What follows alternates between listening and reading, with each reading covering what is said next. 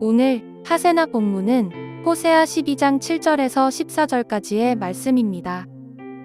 에브라임은 거짓 저울을 손에 든 장사꾼이 되어서 사람 속이기를 좋아한다. 그러면서도 에브라임은 자랑한다.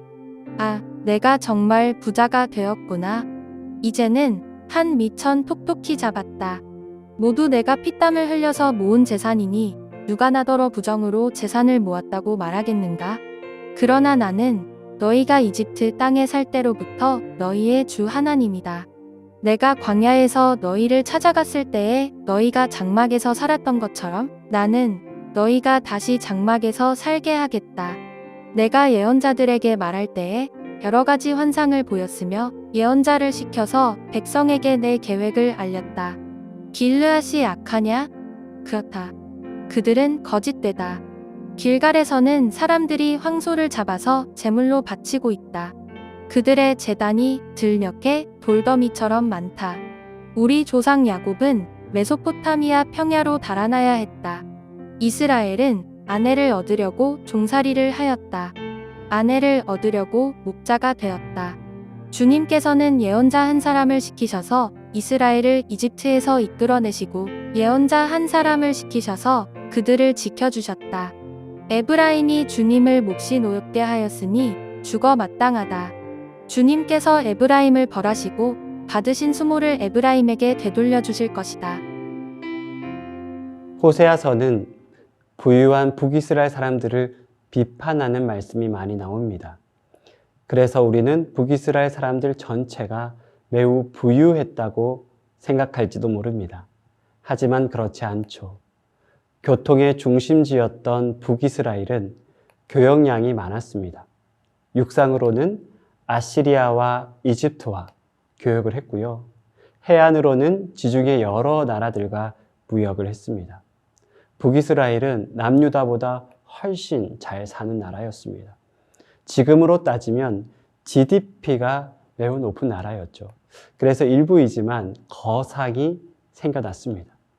귀족들과 권력을 가진 사람들은 돈이 넘쳐났죠. 하지만 일반 백성들은 그렇지 못했습니다. 부자들은 거짓 저울을 통해서 가난한 사람들의 임금을 착취했습니다. 그뿐만 아니라 값싼 노동력으로 부자들은 더 큰 부자가 됐습니다. 동포들의 피땀이 일부 부자들의 재산을 불리는 데 사용이 됐습니다.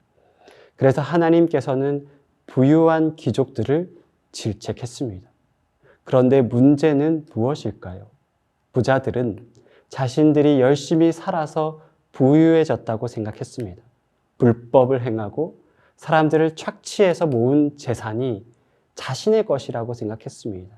자신이 노력해서 그렇게 됐다고 생각했습니다. 그들은 내 죄를 전혀 인정하지 않았습니다. 더 악한 것은 그들은 자신을 위해서 예배를 드렸습니다. 부자들은 길갈에 모여서 값비싼 황소를 잡아서 예배를 드렸습니다. 오늘 본문 11절에는 그 제단이 들녘에 돌더미처럼 많았다라고 말합니다.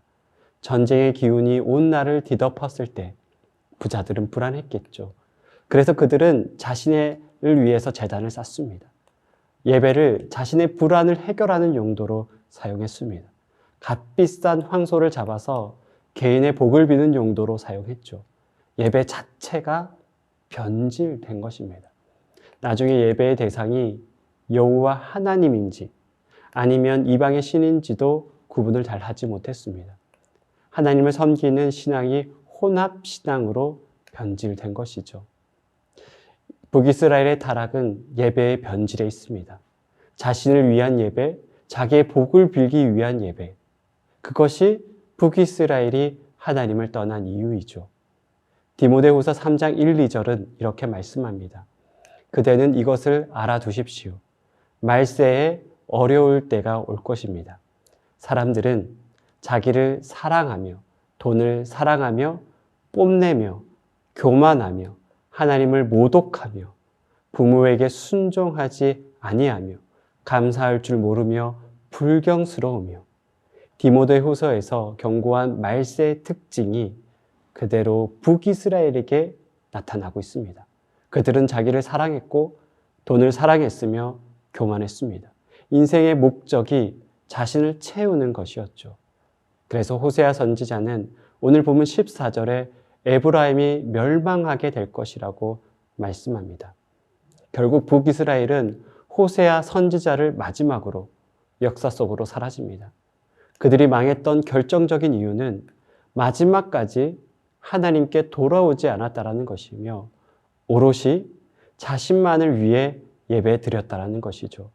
그 이야기를 반대로 뒤집으면 하나님께서는 하나님을 위해 살고자 하는 사람을 찾고 있습니다.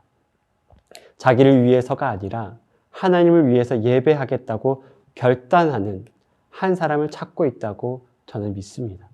진정으로 예배한 한 사람이 있다면 하나님께서는 그 사람을 통해서 새로운 역사를 시작하실 것입니다.